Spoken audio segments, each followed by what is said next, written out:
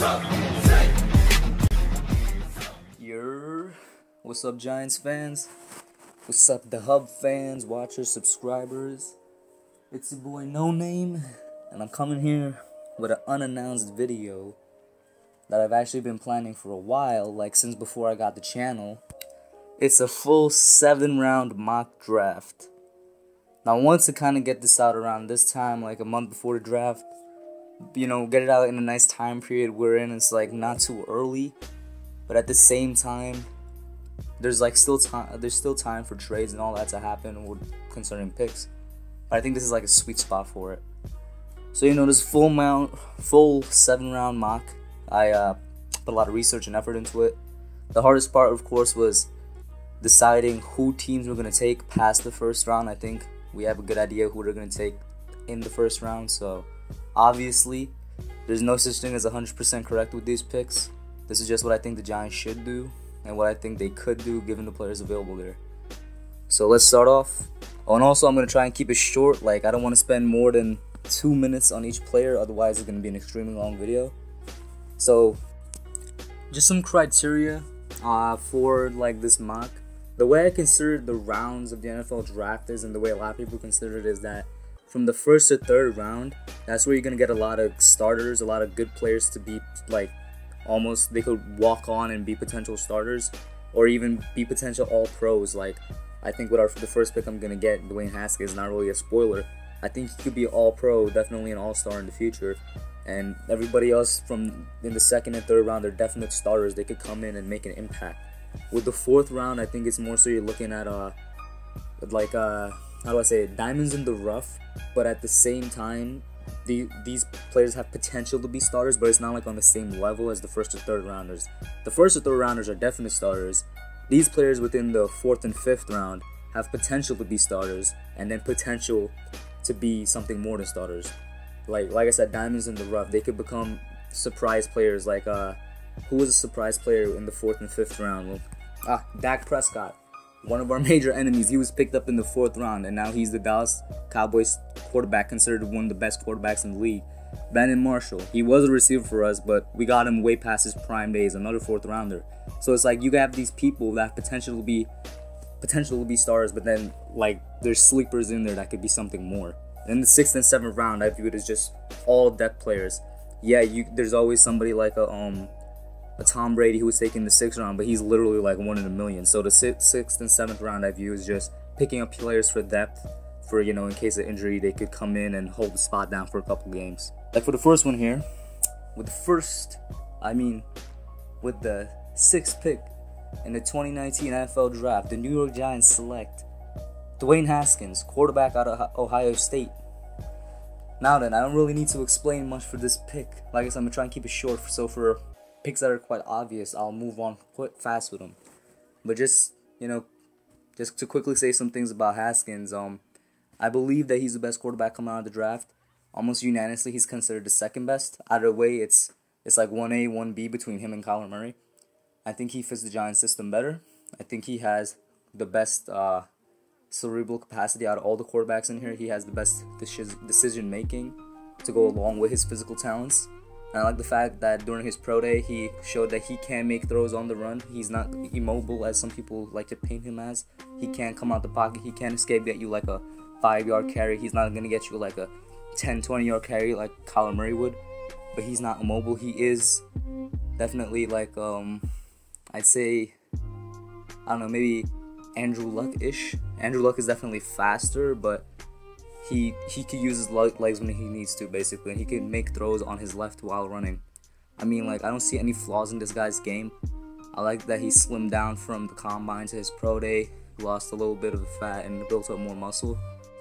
Honestly, I don't really see any problem with him, with his game, with his attitude. I think he's a perfect leader, all that. I think he fits the system. Sit a year behind Eli, sit half a year behind Eli. I think he's going to come in and be a really good quarterback for us. Definitely a franchise QB. So then now moving on. With the 17th pick in the 2019 NFL Draft, the New York Giants select Brian Burns, edge out of Florida State. Now for this pick, I knew where I wanted to go. It was definitely going to be an edge rusher, a pass rusher, whether that would be a linebacker or a more more, how should I say, a linebacker or a defensive end, whether it's left on the right side. I was trying to look for a word for them. I forgot it for a second. Sorry there. But the only problem for me was who we were gonna get at this pick. There's a possibility of Clelin Ferrell dropping here, and if he does drop here, I'll definitely pick him up. But for the sake of realism, I think he should be scooped up. He's a really good pass rusher. I think he's like the third or fourth best pass rusher in this draft, so I expect him to be picked up. So for the sake of realism, I'll pick up Brian Burns. Now another person I was considering here real quick was Montez Sweat. And while Montez Sweat is extremely athletic, probably one of the most, if not the most athletic pass rushers in the draft, that doesn't necessarily always transfer on to the NFL field and equal to production. And it's shown in his college years, it's shown in his tape. He's always been athletic, but he's never had the level of production I would want from somebody that I'll be taking in the first round. That said, Brian Burns, he has had better production, in my opinion, and also he's still extremely athletic. He ran a 4.53 at the combine for the 40-yard. His vertical jump is 36 inches. His broad jump, extremely impressive, 129 inches. And he only had 7.01 seconds on the three-cone drill. I really like Burns.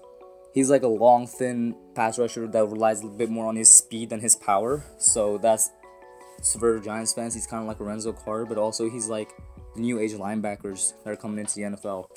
It's going to more of a speed game where you could just beat the tackles by running around them or with your finesse moves. And I like that. I think he'll fit into the system. He, like I say, he's really fast and he has extreme lower body strength, more so than his upper body strength. And I think he'll just come in and be a good pass rusher for us. Moving on to the second round. In the second round, we have the 5th pick, I believe. And I think we should take Jonathan Abram, safety out of Mississippi State, with it. I actually surprised myself with this pick because in my mind, we have Jabril Peppers on the strong safety side, so I think we're fine there. But the free safety side, even though we have Antoine from California, my bad, from the Cardinals, I think he's also more of a strong safety. He's there to mentor Peppers. Yeah, he could slide into the free safety for the year, but if we have a chance, I believe we should pick up Jonathan Abram. He's extremely fast, ran a 4.45 at the combine, and his broad jump was 116 inches. He's average height, not super tall, 5'11", but his weight is what I love, 205 pounds, and that's all muscle.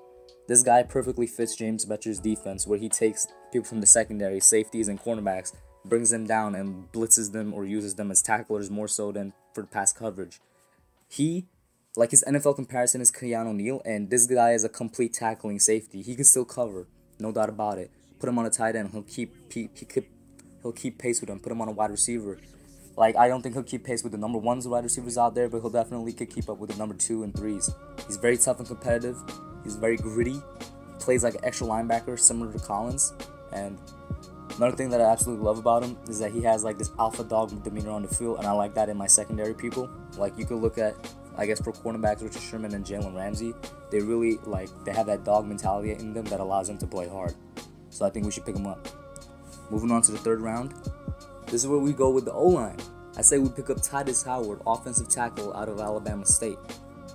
In my personal opinion, this is one of my favorite picks because I think Titus Howard is one of the most underrated tackles in this draft here. We pick him up in the third round. I wouldn't be angry with it at all. I think he'd be a steal because I believe he has a lot of potential. For a tackle, he's not extremely athletic, but he's more so than your average tackle. For the measurements, he's 6'5", 322 pounds. He has long arms, 34 inches, and big hands, 10 inches and 5/8. His 40-yard dash was a 5.05, bench press was 21, vertical jump was 29, which I was surprised by, 29.5 actually, and broad jump, once again I was surprised, 103 inches. This guy, and it's not like with the Montez Sweat situation where his athleticism didn't necessarily transfer onto the field. No, it's kind of the opposite. He always kept up with his pass rushers in any games that he played in. Most notably, I think it was in the Auburn game. The pass rushers came at him, and he just mirrored their movements. He has quick feet, which I definitely like, because the Giants drafted a O-lineman back in the day, well, actually just a couple years ago, named Eric Flowers, who everybody hates, and one of the reasons he was a terrible player was because of his slow feet. So we're not getting anything like that with him. This guy, he used to play quarterback in high school. He has athleticism in him. But yeah, he has plenty of quickness, He's very smooth, and he could get really low where he bend his knees. And if you know in football, if you get lower than the person in front of you, you jump up. You could jump up higher and push them off you. It's just an advantage for you. I think he could come in, work that right tackle spot, and he could be a starter.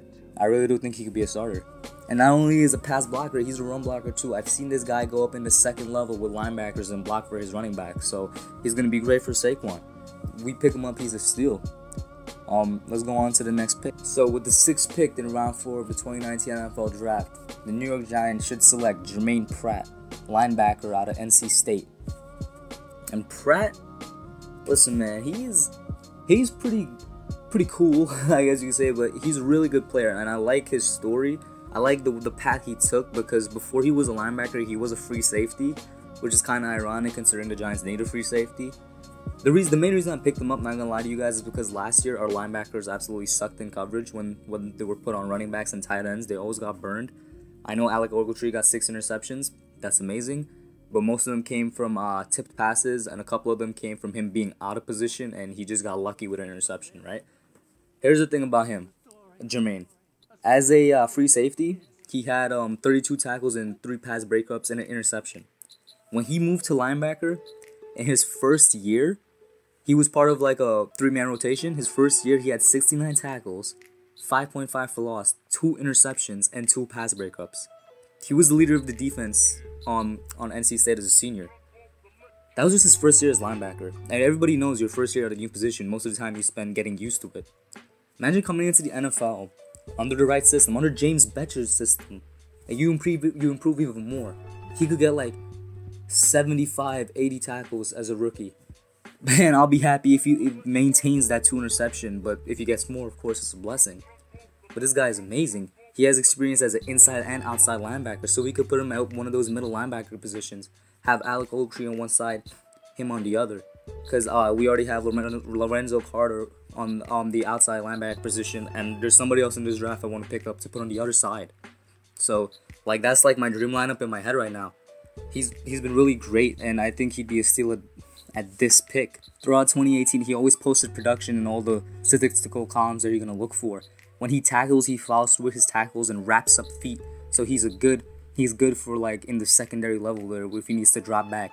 And because of his experience as a free safety, he can drop back and he can go and pass coverage. Let me just read off his combine stats to end it off for you guys. 4.57 seconds at the 40-yard dash. A bench press 24 reps, a vertical jump of 32.5, and a broad jump of 116. So he's relatively athletic too. I really like it. Let's go on to the next 4th round pick. And now here with the 30th pick in round 4 of 2019 NFL Draft, the New York Giants select Miles Boykin, wide receiver out of Notre Dame. Listen, I've always had the strong opinion that after the Odell trade that we shouldn't pick up a wide receiver in free agency or in the draft, and we picked up one in free agency. So it may come as a surprise to you guys that I'm actually taking one here in the 4th round for the draft. But there's a reason why. Boykin is a special player, and he's going to be a special Giants player. My favorite thing about him is size. He's 6'4". Let me just stop right there before I move on. 6 feet 4 inches. Can anybody name me the last tall Giants receiver that gave us production?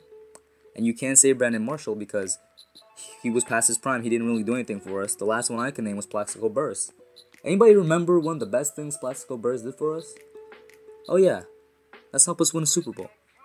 Now I'm not saying Boykin is going to be our star receiver that's going to win a Super Bowl. No, it's almost quite the opposite. I think he could come in and be that 3rd receiver because our 1st or 2nd is going to be Golden Tate and then Sterling Shepard. But he's going to be a 3rd receiver that develops, and after year 1, say in year 2 or year 3, he could be our number 1 or number 2. He has that potential. These are his stats for you. 4.42 at the 40, so he's quite fast. 12 reps on the bench press. You know, good strength for a wide receiver. Amazing vertical, 43.5 inches. So with the height, which is already an advantage, he could jump up and get the ball. Say if Haskins needs to throw the ball up there and he's lined up with a tall corner, he could jump above them and get it. His broad jump also 140 inches, 3-cone drill 6.77 seconds, and 20-yard shovel 4.07 seconds. If it isn't quite clear to y'all, to go along with his production, he's extremely athletic. In fact, I remember there was a video of the Notre Dame locker room going crazy for him because he ran one of the fastest 40s for a wide receiver at the combine. This year at least, not in history. And they were just happy for him. And that showed me another thing. He must have been a great teammate and great player for them to be so happy for him to perform that well. You know what I'm saying? Like, the Giants locker room, you can say what you want about Odell, but a lot of the reports say that he wasn't exactly the best teammate. We get in a receiver in there, and like I say, he's not going to replace Odell, but say 1 or 2 years, he could be one of our best weapons. Him being a good teammate and all that, I think that's a culture change that we need. So it's just like some general strengths for him. You know, he has the rare size and length to go on with speed. So in that triangle of size, length, and speed, he's pretty much scores like on the top of it. His athleticism and body control to pivot and twist back for shoulder catches. Like I said, he could be a deep threat. Dwayne Haskins throwing him down the right shoulder fade. He can turn back and get it like it's nothing. And another thing is that he could be a weapon to use in the physical games. They were up against a physical corner like Jalen Ramsey because of his strength. He could push off them really well and use his speed to get away from them, then get the ball. You know what I mean? I'm going back to the good teammate part real quick. In his sophomore year in the Citrus Bowl, he won the MVP honors of that game with 3 receptions for 103 yards and a one-handed 55-yard touchdown. He was probably Notre Dame's best receiver, in my opinion. Like, just saying. If there's any weaknesses I could say about him, is that he's a bit inconsistent, which is why he'd be taken in the 4th round. You could improve on that. And he needs to learn how to counter with cornerbacks with his jabs on his hands. That's about it. Let's move on. So with the 4th pick in round 5, I think the Giants should take Chris Boyd, cornerback out of University of Texas. Now there's sort of a dual threat about Chris Boyd that I like. He's big and strong for a corner, 5'11", but 201 pounds. He has good arm length, 30 inches, and his hand size is around 9 inches. He's quite fast, 4.45 seconds. Like I said, big and strong, 19 reps on the bench press. Vertical jump was 36.5 inches, broad jump was 127 inches. So for a corner, those are like average to above average, right? And he's not like he's a bad corner. Some of you might be saying, well, he's taking the 5th round. Yeah, this is the 5th. So you guys might be thinking, he's a project. And he definitely is kind of a project. I see a lot of potential in him. In his college career, he wasn't known for his interceptions, rather his tackling and breaking up of passes, which definitely matches the defense that we're running now. Like I said, Beckman likes to use his cornerbacks for tackling and blitzing. So he has that. He also plays with great toughness and attitude, which I already mentioned I like for people in my secondary. The thing I like about him, though, is that because he's great in bump and run, because he's good in aggressiveness in small spaces, he's extremely fast in small spaces and you want to use him there like in a zone coverage type of setup, is that you can move him to safety if he doesn't work out at cornerback. So say like free safety, and he'll have a lot more success there if it doesn't work out at cornerback. So this guy's kind of a dual threat. He doesn't work out at cornerback for us, that's fine. Move him to free safety. He's a project, but I like it. And we got back-to-back picks here in the 5th round. So with the 5th pick in round 5, I think we should take edge rusher Justin Hollins out of Oregon. Now, remember that dream lineup I spoke vaguely of a little bit earlier in the video with Jermaine Pratt? Let me just go across the linebacking core here if we have these guys.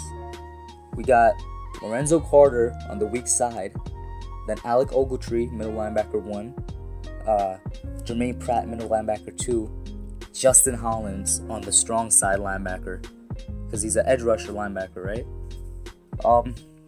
Then down below, we'll have Brian Burns, Dalvin Tomlinson, BJ Hill. I think that's a pretty strong lineup. And before y'all go on and be like, well, tell me why, let me read off Justin Hollins' measurables to you. He's 6'5", extremely tall, 248 pounds of pure muscle. I like that. Long arms, 33 and 3/8 inches. I like that. Huge hands, 10 inches and 3/8. His 40-yard dash was a 4.5 flat. 4.5 seconds 40-yard dash. He's extremely fast. And his bench press was 25 reps, so he's also extremely strong. His vertical jump was 36.5 inches. Broad jump was 119. Athletic. 7-cone drill was 7.06 seconds. And 20-yard shuttle was 4.4 seconds.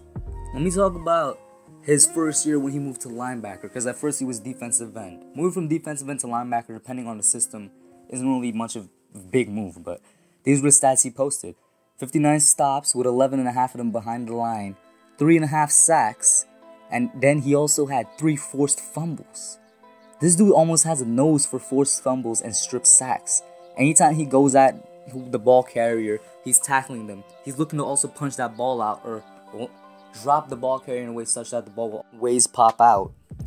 So to recap, he has the athletic ability and length you look for an edge rusher.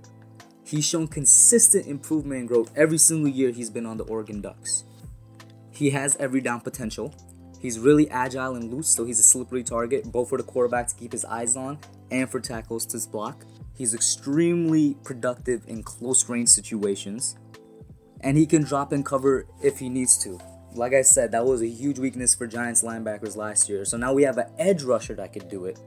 Absolutely perfect. Only weakness, he doesn't have that dog in him that, say, like the cornerback we should take does.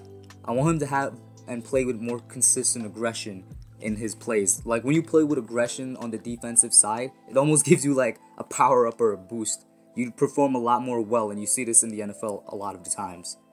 A quick note before I move on from Hollins actually is that I was just looking at some mock drafts this morning while I was finalizing my own. And I saw a couple of them where people had him going in the 3rd round, which means he's risen in a lot of eyes. I personally don't know what the cause for that is, but if he truly is a riser to the 3rd round, I wouldn't mind if the Giants take him, say, instead of Jermaine Pratt. I mean, scouts sometimes see things that we don't. It was just a quick note I wanted to get in there. So moving on, with pick 33 in round 5, a controversial one here. I think we should take Tristan Hill, defensive lineman out of University of Central Florida. I say controversial because going back a couple months ago, Hill was actually projected to be a 2nd or 3rd rounder and considered one of the best defensive linemen in this draft. But his stock dropped after, I guess you could say, some altercations off the field, and he just had a bad reputation now. He never ended his relationship with his coaches at UCF on a good note, and that resulted in a loss of playing time. So the thing we're looking at here, his major weakness and a major knock against him would be his attitude and his work ethic.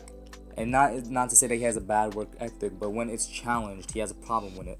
I think if we could correct that, we could get a lot of good production out of him, because even when he was limited in his games, he still posted 36 tackles, 10.5 loss, and 3 sacks. And that was for a season he didn't even play all games like he usually does, because like I said, he ended his relationship with his coaches in a bad way. 3.5 sacks at an interior position. I think playing full-time, he would have probably posted 6, 7 sacks, maybe even 8. So the production is there. A potential is definitely there, but his attitude definitely needs to change. I think he's going to be, at this point, a depth player. And if the Giants take him, I wouldn't be too angry. I think they should work on him. He's definitely a project. Before I move on, I'd like to give you guys the measurables. He's 6'3", 308 pounds. So good height, good weight. He has nice long arms, which I like, 33 3/8 inches, and big hands, 10 1/4 inches. His 40-yard dash was 5.04 seconds. Bench press, 28 reps. For a D lineman, I would like it to be a bit stronger, but considering where we're taking him, I'm not complaining. Vertical jump, 35 inches. Broad jump, 115 inches. Athletic in that sense.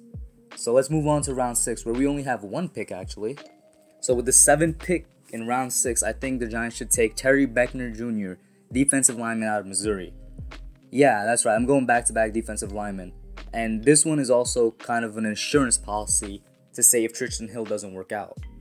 We have, if there's any, I guess you could call it strength in our defense last year, because our defense was extremely terrible last year, it would definitely be the defensive tackle position. We had Dalvin Tomlinson, BJ Hill, and RJ McIntosh towards the end of the year. They were all great performers, and they all did really well.